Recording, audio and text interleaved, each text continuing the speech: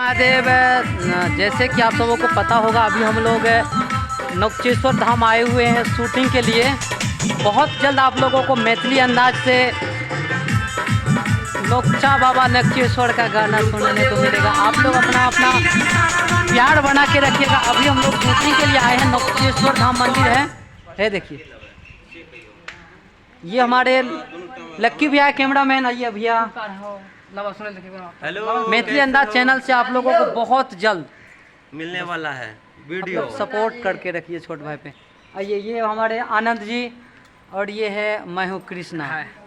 Camera के आगे रहता है भैया। ये देखिए, ये हमारे पंडित जी यहाँ का। हर हर महादेव। आप लोग सपोर्ट कीजिए ऐसे छोटे भाई को। बहुत जल्द नौचा बाबा नौचेश्वर पे भी गाना गाएंगे, बस आप लोगों का सपोर्ट रहना चाहिए। ये देखिए,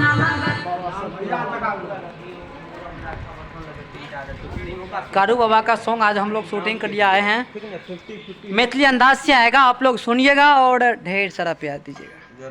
ओ, हम तो मेन पब्लिक को भूल ही गए। तो लाइन पे लक्की भैया इनका नाम रखे ग्रामीण, लेकिन दोस्त है। सेवा बेस्ट नाम है। चलो